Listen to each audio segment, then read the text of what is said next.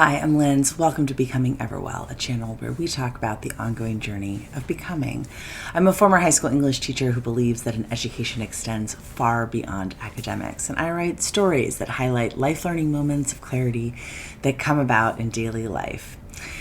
Today's episode is about sudden wake-up calls. I make sense of life by writing about real everyday stuff that makes us who we are. Some of these snapshots are fun, some are more serious. Maybe they'll open up something in you too. Let's grow. For parents of school-aged kids, September arrives with the whirlwind of a new routine. New parts, new directives, new people, new plans, new frustrations.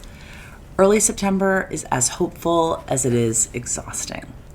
This fall, my daughter is taking a first aid course. It's the initial stage of a local EMT first responder program that high school students can apply to join. It's rigorous, comprehensive, and competitive. Loads of quizzes, exams, interviews, and practicals.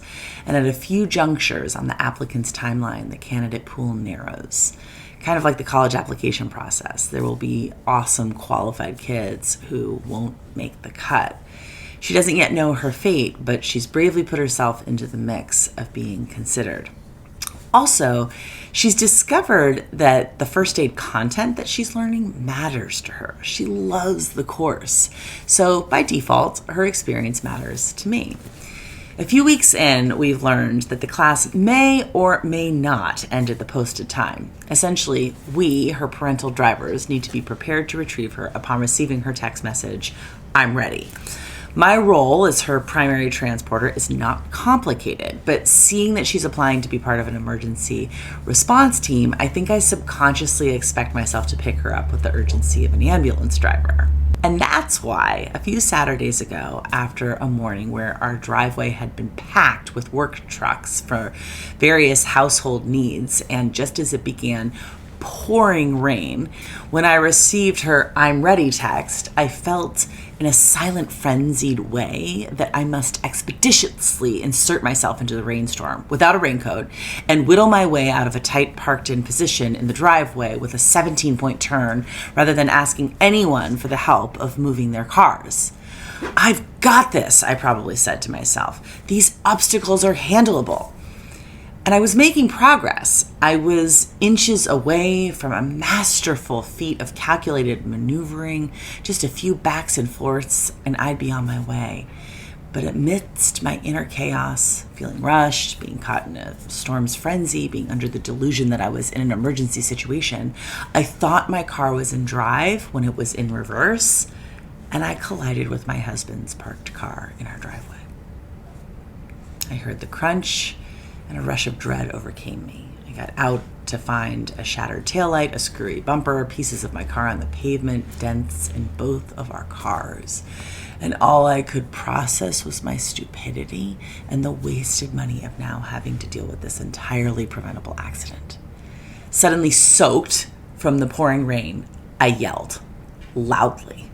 My husband emerged from the house. "What happened? Are you okay?" In total disbelief of what I'd shamefully caused and probably crying, I wildly gestured at the crash site.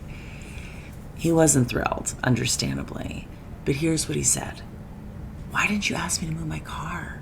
You've got to slow down." It wasn't an in-the-moment teachable moment. I still had to pick up our daughter. The storm still raged. I still felt embarrassed. And side note, when I eventually got to my daughter's class, I waited another 10 minutes for her to emerge. Turns out the class wasn't quite finished as she'd initially thought.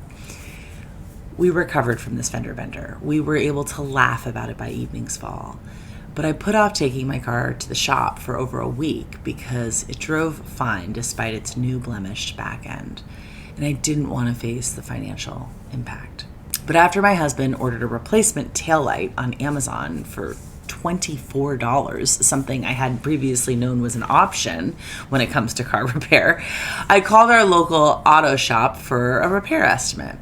They were having a slow day that day, and just after I arrived, they lifted the car to survey the damage.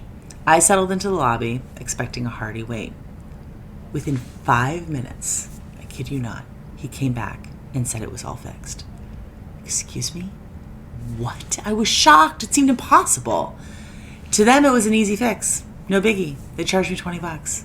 I gave them more. Huge shout out to the honest, skilled professional at Scotty's Auto Repair in Stamford, Connecticut. So although the accident tarnished my clean driving record and bruised my ego a bit, truth is I was probably due for a wake-up call to some basic tenets of this human experience. 1, we all screw up. 2, help is available. 3, slowing down helps. 4, it's not always as bad as we imagine it will be. And 5, good people exist. Sending love your way. Let's keep growing. I'm Lindsay Hurdy. Learn more about me and my offerings on my Substack, lindsayhurdy.substack.com. You may not know that in addition to publishing my own writing and making these videos, I help people write all kinds of important letters and documents, from college essays to end-of-life love letters. You can learn more at foreverletterwriting.com. I would love to support you. So whether you're here for help with writing, or a desire for inner fulfillment coaching, which I offer one-on-one, or for the quiet life learning that may accompany my stories, I'm grateful that you found this spot in the web, and I sure hope you'll keep coming back and help me spread the word. Until next time. Be sure to like and subscribe and click that bell to get alerts for new posts. I'd be ever grateful.